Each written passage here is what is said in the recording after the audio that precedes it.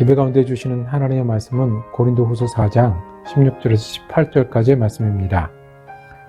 그러므로 우리는 낙심하지 않습니다. 우리의 겉사람은 낡아가나 우리의 속사람은 날로 새로워집니다. 지금 우리가 겪는 일시적인 가벼운 고난은 비교할 수 없을 정도로 영원하고 크나큰 영광을 우리에게 이루어 줍니다. 우리는 보이는 것을 바라보는 것이 아니라 보이지 않는 것을 바라봅니다. 보이는 것은 잠깐이지만 보이지 않는 것은 영원하기 때문입니다. 아멘. 목사들이 하는 고민들이 있습니다. 교회는 왜 여자분들이 항상 더 많을까 하는 겁니다. 자연스레 저의 관심도 거기에 있습니다. 질문이 생기고 질문에 대한 답을 찾으려고 하는데 잘 되진 않습니다. 남자 나이가 50이 넘으면 남의 이야기를 듣고 변할 수 있을까? 아버지는 맨날 그래, 얘기해도 소용없어 라고 이야기를 듣는 분들이 교회에 와서 몇 마디를 들었다고 해서 정말 달라질 수 있을까? 하는 심각한 질문이 있습니다. 반대로 내 말만 들으면 자다가 일어나서 떡이 생긴다고 저에게 늘 말씀하셨던 어머님이 계십니다. 그런데 어머님만 그런 게 아니라 시간이 지나다 보니까 비슷한 말을 또 듣더라고요. 거봐, 내 말 들으니까 이렇게 잘 됐잖아 라는 이야기를 듣고 삽니다. 그러더니 딸내미까지 거봐 내가 뭐라고 그랬어를 반복합니다.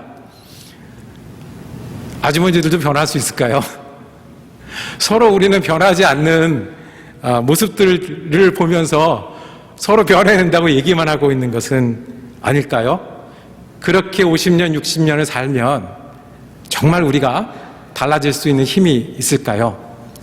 근데 우리는 50년을 얘기하잖아요. 60년을 얘기하잖아요. 그런데 교회는요? 교회는 어떨까요? 50년 지난 교회가 달라질 수 있을까요? 50년이 아니라 500년이면 어떻습니까? 500년 지난 교회가 달라질 수 있을까요? 500년 넘어서 1500년 지난 그 세월이 지난 교회는 달라질 수 있을까요?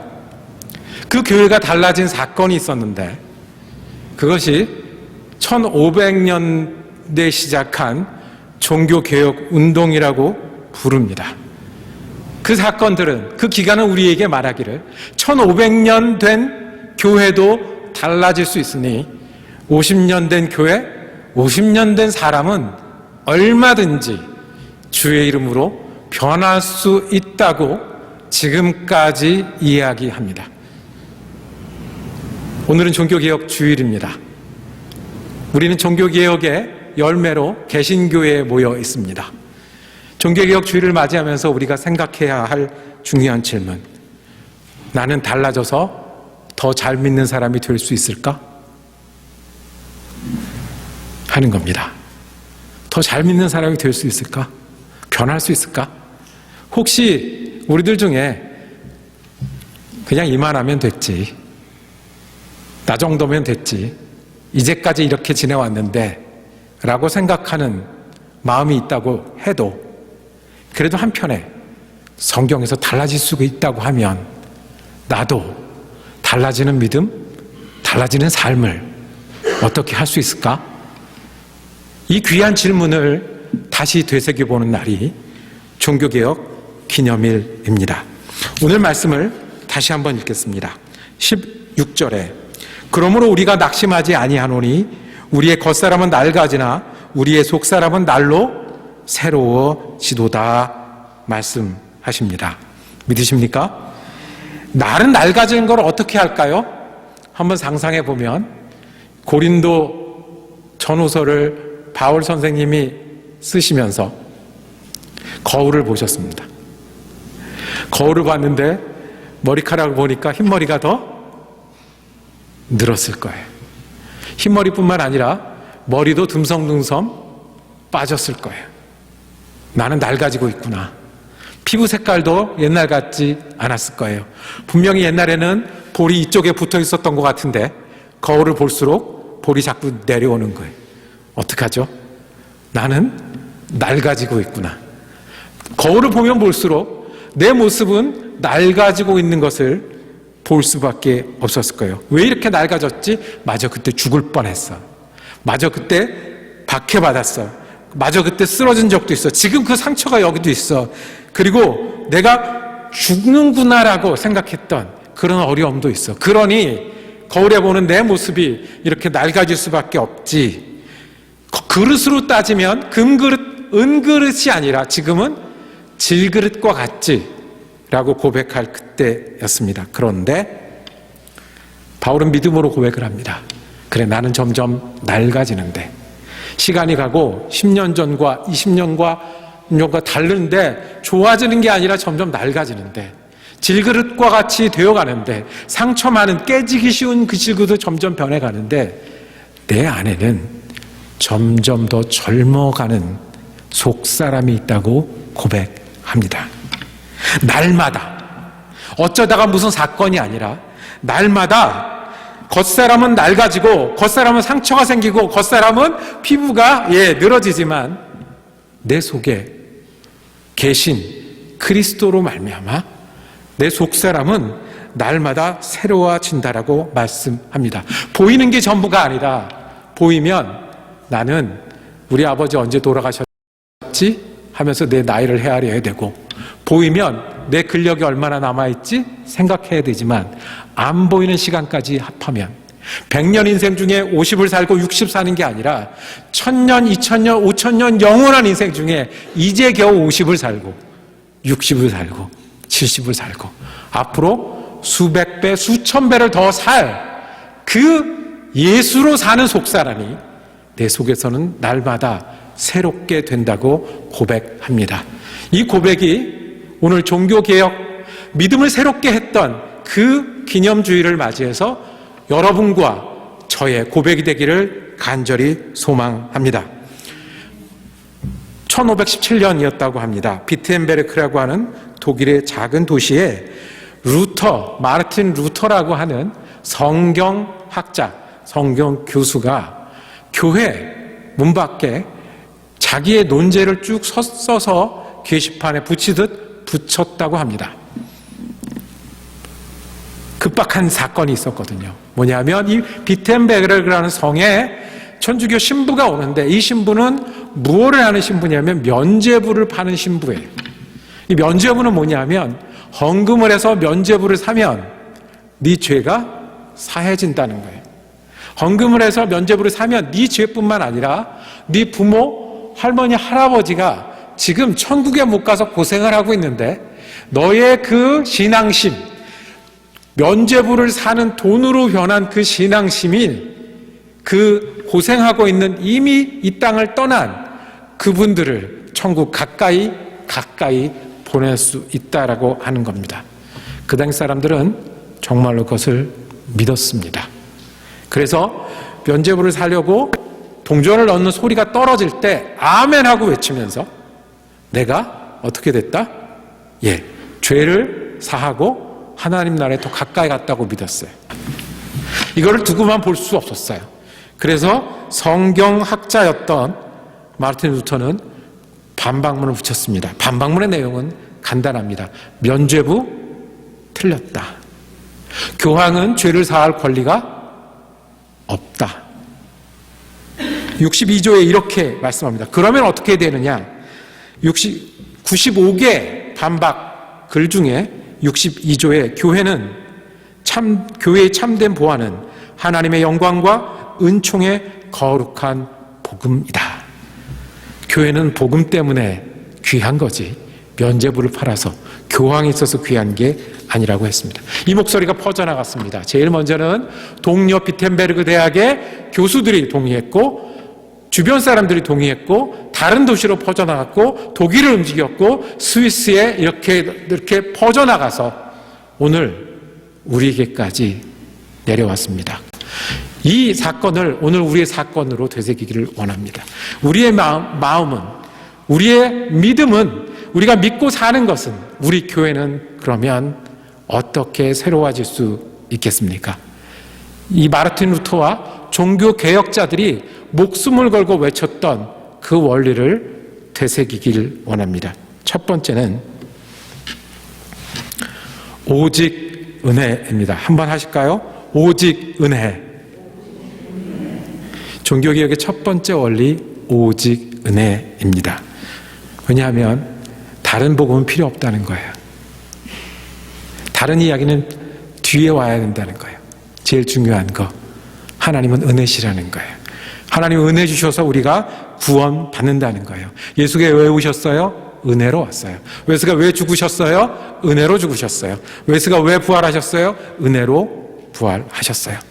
예수님 말씀하셨어요. 내가 온 것은 양으로 생명을 얻게 하고 더 풍성하게 하려 함이니라. 아멘. 예수님은 양 때문에 오셨어요. 양의 생명을 위해서 오셨어요.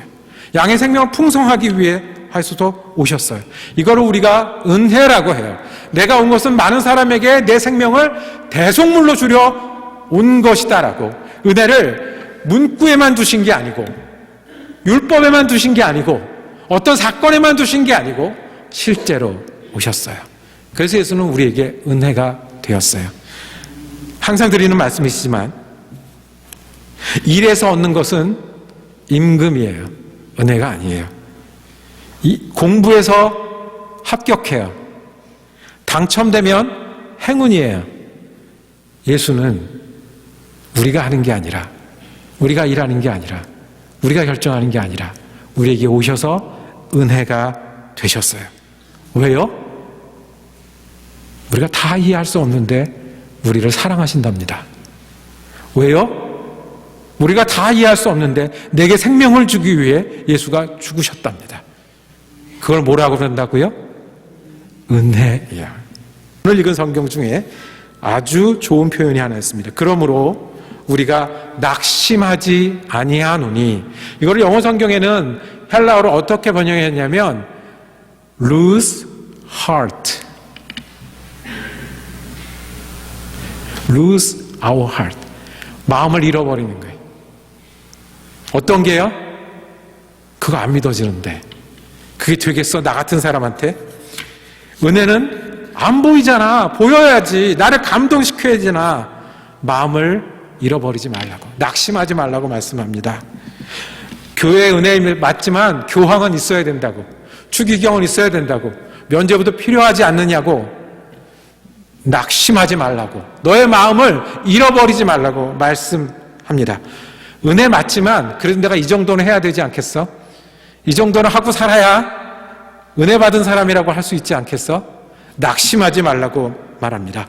은혜 맞지만 저 돈 주고 면죄부를 사면 저렇게 된다는데 낙심하지 말라고 말씀합니다. 마르틴 루터는 오면 안 된다고, 면죄부 파는 사람 오면 안 된다고, 교황도 틀렸고 면죄부도 틀렸다라고 외치면서 걷어냈어요.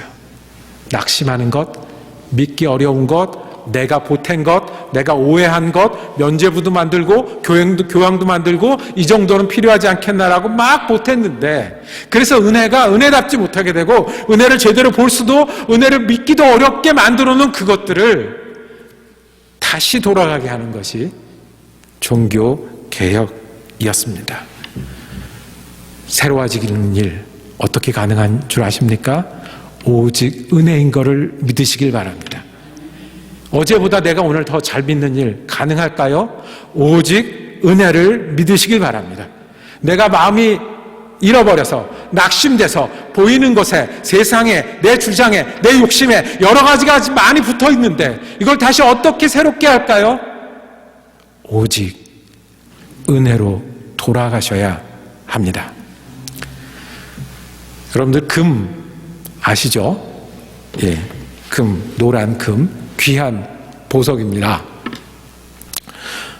금을 좋아하냐고 손 들으면 손 드실 분이 몇 안 계시겠지만 이 자리에서는 그래도 있는 금을 달라 그러면 대부분 주시지 않을 겁니다. 금이 귀합니다. 그런데 이 금이요, 나와 있다 보면 때가 탈 수 있어요. 덮여 있을 수 있어요. 만약에 이게 원래 보석함이나 귀한 데 있지 않고 잘못해서 떨어지거나 다른 데가 있으면 귀한 금이 더 이상 귀해지지 않아요. 한번 생각해 보세요. 1인치만 땅속에 묻혀 있으면 그건 금이 아니에요. 금인데 금이 아니에요. 또 때로 지나다 보면 금의 모양이 변형될 때가 있어요. 금의 모양을 바꾸고 싶을 때가 있어요. 그때는 애아기들 돌반지가 필요했는데, 그때는 이런저런 모양으로 있었는데, 지금은 꼭 기니 제대로 써야 될 일이 생겼어요. 자, 어떻게 할까요? 혹시 더러워지거나 잘못 가서 금답지 않게 된 거, 그리고 지금 바꾸어서 제대로 쓰고 싶으면 어떻게 해야 되죠? 잘 아시는 대로 이 금을 뭐 하다가? 말 그대로 끓여야 됩니다. 용광로에 넣고 끓여야 됩니다. 섭씨 1063도까지 올라간대. 그러면 이 금이 어떻게 변하냐면, 딱딱했던 금이 어떻게 돼요? 액체로 변해요. 그런데 그 전에 1000도 올라가기 전에 어떤 일이 일어나요? 물이 묻었으면 그 물은 다 없어져요. 때가 묻었으면 다 녹아내려요. 덮고 있는 게 있었으면 다 먼저 흘러내려요. 그리고 그 금은 액체로 변하면 정말 기묘하고 정말 필요하게, 뾰족하게 만들든 동그랗게 만들든 필요한 곳에 쓸 수 있어요. 우리가 믿음을 가지고 있는 것은 주님 주신 귀한 건데 자꾸 때가 묻고 믿음을 잊기도 하고 잃기도 하고 믿는 사람답게 살지 못하고 해서 금이 금답게 보이지 않듯이 우리가 믿는 사람답게 되지 못할 때가 있습니다. 그리고 정말 믿음이 필요한데 좌쪽, 우쪽으로 치우치기 쉬운 지금 정말 믿음이 필요한데 그 믿음이 단단하지도 좋은 모양이지도 않을 때 어떻게 우리는 금 끓이듯이 금을 용광로에 넣듯이 할 수 있을까요? 아주 간단합니다. 오직 은혜를 기억하고 믿는 것입니다. 뭘 믿으라고요? 오직 은혜. 이 오직 은혜의 믿음으로 돌아가면서 1500년 돼서 더 이상 교회답지 못하고 때가 많이 타고 바뀌지도 않는 그 교회가 새롭게 되었습니다. 우리의 믿음은 어떨까요? 우리가 오직 은혜로 우리 마음을 돌아가고 오직 은혜의 믿음을 되새길 때 우리는 겉사람은 낡아져도 우리 안에 있는 속사람은 새롭게 될 수 있습니다. 우리가 오직 은혜로 돌아갈 때 우리는 다시 시작할 수 있습니다. 오직 은혜가 종교개혁의 원리였고 우리 믿음을 새롭게 하는 원리인 줄로 믿습니다. 두 번째 원리가 있습니다. 그것은 오직 성경입니다. 뭐라고요? 오직 성경. 오직 성경은 우리가 반복해서 강조한 귀한 말씀입니다. 자, 오직 성경할 때 성경하면 누가 떠올라야 된다고요? 누가요? 예수님이라고요. 성경이 귀한 이유는 활자가 멋있어서도 두꺼운 책이 귀해서도 아니고 거기에서 누가 있기 때문에? 예수님이 있기 때문에 귀한 거예요. 예수님이 성경의 핵심이시고 예수님 말씀이 성경의 말씀이고 예수님에 대해 설명한 게 성경이고 예수님을 보내신 하나님의 뜻이 어딘지를 우리에게 인도하는 것이 성경이기 때문에 중요합니다. 성경이 제일 중요하다라고 말하는 것은 성경을 많이 읽으라는 이야기도 됩니다. 성경을 오래 기억하라는 얘기도 됩니다. 그리고 성경을 어떤 교회는 어떻게 해요? 쓰는 데도 있어요. 쓰는 것도 귀하다는 것도 됩니다. 그런데 오직 성경이라고 말하는 것은 우리 믿음의 제일 중요한 원리가 어디에 있다? 성경에 있다라고 인정하는 겁니다. 우리 삶의 가장 중요한 원리가 어디에 있다? 성경에 있다라고. 성경을 따라 믿고 성경을 따라 사는 것이 오직 성경입니다. 성경은요, 우리에게 모두가 성경학자가 되라고 요구하지 않습니다.